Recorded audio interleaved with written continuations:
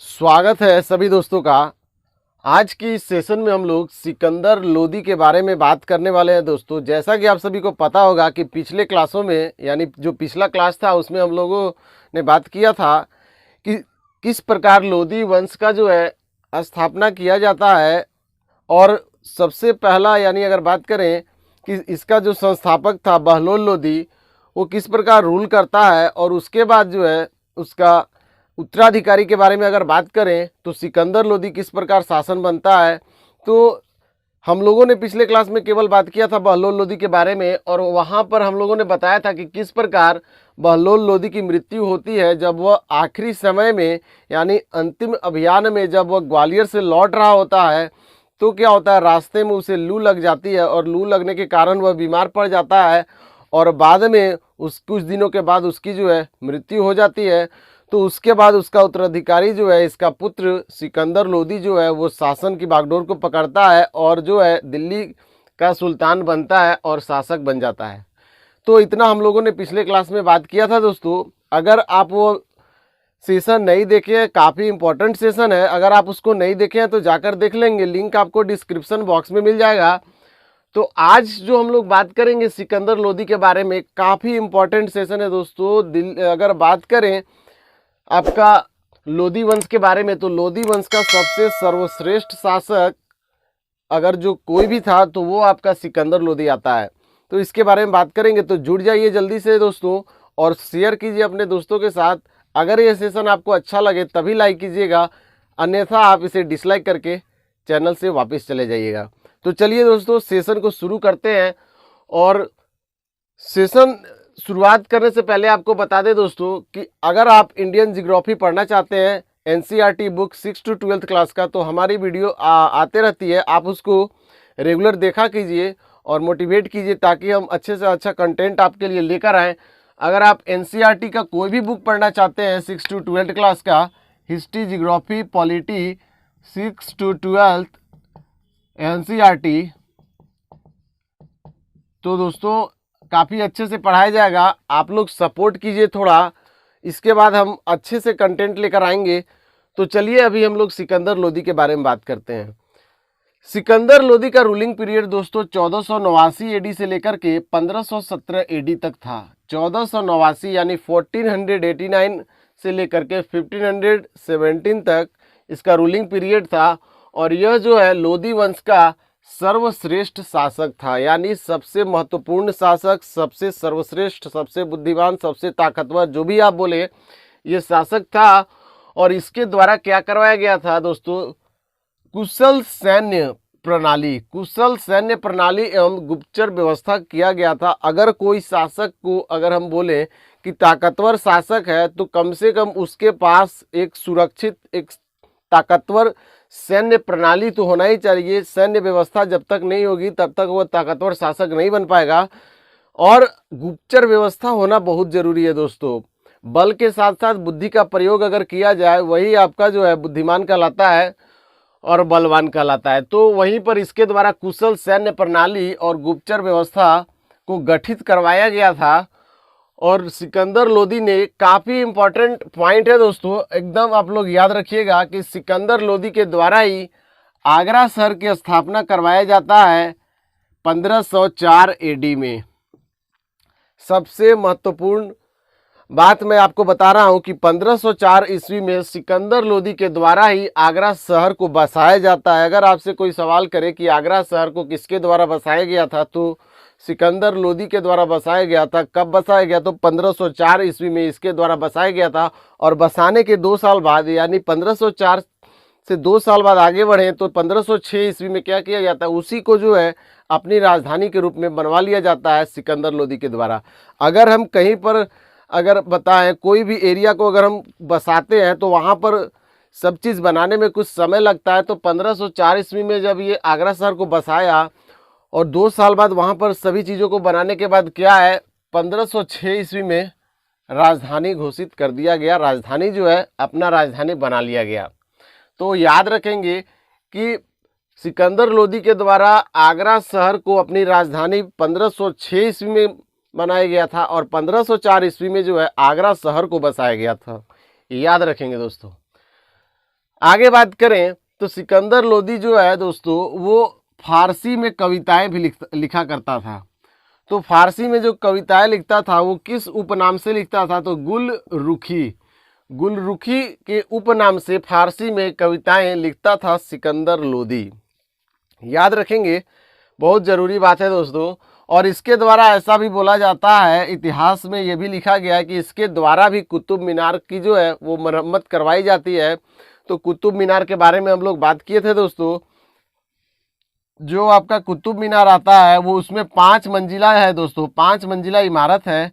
और ये 5 मंजिला के बारे में बात करेंगे तो नीचे वाला फर्स्ट, सेकंड, थर्ड, फोर्थ और ऊपर में जो है दोस्तों फिफ्थ है। तो 5 मंजिला इमारत में पहला जो इमारत था यानी फर्स्ट वाला, ग्राउंड वाला, वो आपका कुतुबुद्दीन ऐबक के द्वारा बनवाया जाता है। और सेकंड, थर्ड और फोर्थ जो है वो इल्तुतमिश यानी इसके दामाद कुतुबुद्दीन ऐबक का दामाद इल्तुतमिश के द्वारा 2, सेकंड, थर्ड एंड फोर्थ को बनवाया जाता है। और फिरोज शाह तुगलक के द्वारा 5वीं का निर्माण और चौथी मंजिल टूट जाती है तो उसका विनिर्माण करवाया जाता है। और ऐसा बोला जाता है कि सिकंदर लोदी के द्वारा इसकी मरम्मत करवाई जाती है। तो आप इसको याद रखेंगे। यहाँ तक उम्मीद करते हैं समझ में आया हो। तो अगर आगे बात करें तो सिकंदर लोदी का वजीर जो था, वजीर का मतलब होता है प्रधानमंत्री, तो इसके प्रधानमंत्री के द्वारा यानी वजीर के द्वारा एक मस्जिद का निर्माण करवाया जाता है, मोठ की मस्जिद का निर्माण। आपसे अगर एग्जाम में पूछे कि मोठ की मस्जिद का निर्माण किस शासक के समय काल में हुआ था और 4 शासक दिया हो जिसमें सिकंदर लोदी हो, तो सिकंदर लोदी के समय में इसके वजीर के द्वारा मोठ की मस्जिद का निर्माण करवाया जाता है। यहाँ तक क्लियर हो गया होगा दोस्तों। आपने सिकंदरी गज का नाम सुना होगा। ये सिकंदरी गज जो था दोस्तों वो मापने का पैमाना था, नाप के लिए जो बनाया गया था, भूमि के मापने के लिए भूमि को एक नाप बनाया गया था जिसको सिकंदरी गज कहा जाता था। तो उसके बारे में अगर बात करें तो यहाँ पर लिखा हुआ है कि सिकंदर लोदी ने भूमि के नाप के लिए यानी भूमि के नाप के लिए एक पैमाना बनाया था जिसका नाम था गज ए सिकंदरी या सिकंदरी गज के नाम से जाना जाता है, जो प्रायः जो था वो 30 इंच का आता था, यानी 30 इंच का होता था। आपसे पूछा जाएगा कि सिकंदरी गज का जो लंबाई है वो कितना आता था, तो 30 इंच, याद रखेंगे। और सिकंदरी गज जो है, गजे सिकंदरी, वो सिकंदर लोदी के द्वारा किस कार्य के रूप में किया जाता था, तो भूमि के नाप के लिए या भूमि का मापन के लिए, याद रखेंगे। अगर बात करें तो इसी के वजीर के द्वारा, अभी मैंने बताया कि इसके वजीर के द्वारा एक मस्जिद का निर्माण कराया जाता है जिसका नाम मोठ की मस्जिद था। और इसी के वजीर के द्वारा संस्कृत का एक जो ग्रंथ था, संस्कृत के ग्रंथ को फारसी में अनुवाद करवाया जाता है। और उस फारसी में अनुवाद कराने पर उसका नाम क्या था दोस्तों, फरहग ए सिकंदरी कहा जाता है। मैंने आपको बताया कि संस्कृत का एक ग्रंथ था और उस संस्कृत के ग्रंथ को क्या करवाया जाता है, फारसी में अनुवाद करवा दिया जाता है इसके वजीर के द्वारा, जिसको फरहग ए सिकंदरी के नाम से जाना जाता है। आपसे एग्जाम में पूछा जाए कि फरहग ए सिकंदरी क्या था, अगर ऑप्शन में दिया रहे कि यह जो ग्रंथ है वो संस्कृत का ग्रंथ था और उसको फारसी में अनुवाद करवाया गया था, तो फरहग ए सिकंदरी, या फिर वह ग्रंथ जिसको संस्कृत से फारसी में अनुवाद करवाया गया था सिकंदर लोदी के समय काल में, उसे क्या कहा जाता है, तो फरहग ए सिकंदरी। तो बहुत सारे टाइप का क्वेश्चंस को बना करके उसका आंसर बना दिया जाता है। तो आप इसको याद रखेंगे कि फरहग ए सिकंदरी क्या था, तो एक संस्कृत ग्रंथ था जिसको फारसी में अनुवाद करवा दिया गया था इसके वजीर के द्वारा, जिसको फरहग ए सिकंदरी कहा जाता है। आगे बात करें तो सिकंदर लोदी का बचपन का नाम काफ़ी इंपॉर्टेंट है, याद रखेंगे, बहुत लोगों को नहीं पता है। तो सिकंदर लोदी के बचपन का नाम जो था वो निजाम खां था, निजाम खां। तो इसके बचपन का नाम निजाम खां था, याद रखेंगे, जरूरी है। और इसके द्वारा क्या किया जाता है दोस्तों, स्त्रियों को पीरों एवं संतों के मजार पर जाने पर प्रतिबंध लगा दिया गया था। इस सिकंदर लोदी के द्वारा क्या किया गया था, स्त्रियों को पीरों एवं संतों के मजार पर जाने से बिल्कुल प्रतिबंध लगा दिया गया था, बिल्कुल नहीं जाना था। और अभी आगे बात करने वाले दोस्तों कि इसके द्वारा जो है मुस्लिमों पर अगर बात करें मुहर्रम में, मुहर्रम की तजिया और जुलूस निकालने पर बिल्कुल प्रतिबंध लगा दिया गया था। तो काफ़ी इम्पोर्टेंट होने वाला है। इसके द्वारा अपनी एक जो है अगर बात करें तो मकबरा बनाया जाता है, उसके बारे में वो मकबरा काफ़ी इम्पोर्टेंट रोल करता है इसके रूलिंग पीरियड में, और वो उससे क्वेश्चंस भी बनता है। तो चलिए दोस्तों, यहाँ तक आपको बिल्कुल समझ में आ गया होगा। तो अभी हम लोग कुछ और इम्पोर्टेंट बातों को जानेंगे, तो क्लास में बने रहिएगा दोस्तों। चलिए हम लोग सेशन में आगे बढ़ते हैं। आगे यहाँ पर लिखा हुआ है दोस्तों कि इसके द्वारा एक खुद का जो है वो मकबरा बनवाया जाता है, यानी अपने शासन काल के अंतर्गत ही दिल्ली में जो है वो अपना मकबरा बनाता है सिकंदर लोदी। और यह मकबरा जो है ऐरा गैरा मकबरा नहीं है दोस्तों, यह जो है वो काफ़ी इम्पॉर्टेंट और बहुत ही महत्वपूर्ण मकबरा है। इसकी कुछ खासियत है दोस्तों। यह जो था दोहरे गुंबद वाला मकबरा था। अगर बात करें तो इसके द्वारा जो स्वयं का मकबरा बनवाया गया था वह दोहरे गुंबद वाला मकबरा था। और ये दोहरे गुंबद वाला जो मकबरा था वो भारत का पहला दोहरे गुंबद वाला मकबरा था। याद रखेंगे, आपसे अगर पूछा जाए कि भारत में पहला दोहरे गुंबद वाला मकबरा किसके द्वारा बनवाया गया था, तो सिकंदर लोदी के द्वारा। या फिर पूछा जाए कि भारत में दोहरे गुंबद वाला मकबरा का निर्माण किसके शासनकाल के अंतर्गत हुआ था, तो वो भी आपका सिकंदर लोदी के अंतर्गत करवाया गया था। और दोहरे गुंबद का निर्माण जो है इसी के द्वारा किया गया था, और यह जो मकबरा था वो इसी का मकबरा था। तो इसको आप लोग याद रखेंगे। और इस दोहरे गुंबद वाले मकबरा के चारों ओर जो थी वो 4 दीवारी जो था वो बना हुआ था दोस्तों। 4 दीवारी यानी बाउंड्री किया हुआ था चारों तरफ से। तो ये जो मकबरा था इसका ये खासियत था, और ये भारत का पहला दोहरे गुंबद वाला मकबरा था। आगे अगर बात करें तो इसके शासनकाल में गान विद्या का एक श्रेष्ठ ग्रंथ माना जाता था, जिसका नाम लज्जत ए सिकंदरी शाह यानी लज्जत ए सिकंदर शाह की रचना जो है इसी के शासनकाल में हुआ था। सिकंदर शाह यहाँ पर लिखा हुआ है, तो सिकंदर लोदी जो है सिकंदर शाह के नाम से, सुल्तान सिकंदर शाह के नाम से गद्दी पर बैठता है। तो शाह जो है इसका एक उपाधि भी था। तो गान विद्या का एक श्रेष्ठ ग्रंथ की रचना जो सिकंदर लोदी के समय में किया गया था उसका नाम है लज्जत ए सिकंदर शाह। या आपसे पूछा जाए कि लज्जत ए सिकंदर शाह इनमें से क्या है, तो गान विद्या का एक महत्वपूर्ण ग्रंथ या फिर श्रेष्ठ ग्रंथ। तो यहाँ तक क्लियर हो गया होगा। नेक्स्ट अगर बात करें तो इसके द्वारा जो था वो मुसलमानों को तजिया निकलवाने पर बिल्कुल प्रतिबंध लगा दिया गया था। याद रखेंगे, अगर आपसे पूछा जाए कि लोदी वंश का वह शासक जिसके द्वारा मुसलमानों को तजिया निकालने पर प्रतिबंध लगा दिया गया था वो कौन था, तो सिकंदर लोदी। इसके द्वारा तजिया निकालने पर बिल्कुल बैन कर दिया गया था, यानी तजिया निकालना एकदम कानूनी जुर्म बन गया था। यानी अगर बात करें तो मुसलमानों के विरोध में भी था ये, और हिंदुओं के विरोध में भी था, क्योंकि इसके द्वारा एक मंदिर जो था जिसका नगर कोट का एक मंदिर था जिसका नाम था ज्वालामुखी मंदिर, यहाँ की मूर्ति को जो है दोस्तों इसके द्वारा तुड़वा दिया जाता है, और तुड़वा करके इसके 2 टुकड़े कर दिए जाते हैं, और उन दोनों टुकड़ों को कसाईयों को दे करके मांस तौलने के लिए दे दिया जाता है। तो यहाँ पर लिखा हुआ है कि सिकंदर लोदी ने नगर कोट के ज्वालामुखी मंदिर की मूर्ति को तोड़ करके उसके 2 टुकड़े करके कसाईयों को मांस तौलने के लिए दे दिया जाता है। मांस तौलने के लिए जो वो मूर्ति है, पत्थर है, उसको वजन तौलने का जो काम आता है उसके लिए दे दिया गया था, और उसमें जो है मांस तौला जाता था। तो इसलिए वो हिंदू और मुस्लिम दोनों विरोधी था। तो अगर बात करें तो ऐसा माना जाता है, लिखा हुआ है। तो जो बातें बताई गई है मैं उसी के बारे में बता रहा हूँ दोस्तों। तो उम्मीद करते हैं यहाँ तक आपको क्लियर हो गया होगा। और वह जो है दोस्तों, अगर सिकंदर लोदी के बारे में बात करें तो वो जो है वो दाढ़ी जो है वो नहीं रखता था। क्यों नहीं रखता था, तो अपने व्यक्तित्व की सुंदरता को बनाए रखने के लिए, अपना जो है व्यक्तित्व की सुंदरता बनाए रखने के लिए वह दाढ़ी जो है वो नहीं रखता था। याद रखेंगे, आपसे अगर पूछा जाए कि सिकंदर लोदी के द्वारा दाढ़ी क्यों नहीं रखा जाता था, तो अपने व्यक्तित्व की सुंदरता यानी अपने चेहरे की सुंदरता बनाए रखने के लिए इसके द्वारा दाढ़ी जो था वो नहीं रखा जाता था।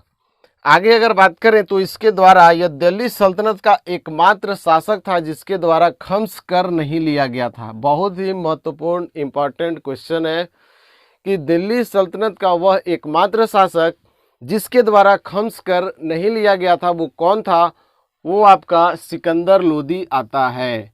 खम्सकर क्या होता है इसके बारे में हमने बहुत पहले भी चर्चा किया था कि खम्सकर उस कर को कहा जाता है जहां पर दूसरे शासक के द्वारा अटैक करके वहां पर लूटपाट किया जाता है। जैसे अगर बात करें तो कोई राजा जब दूसरे शासक पर अटैक करता है तो वहां से जो भी धन संपत्ति जो होता है, सोना चांदी जो भी वहाँ से लूट किया जाता है, तो उसमें आपका 80% जो है वो सैनिक रख लेते थे और 20% जो है वो शासक को दे दिया जाता था कर के रूप में।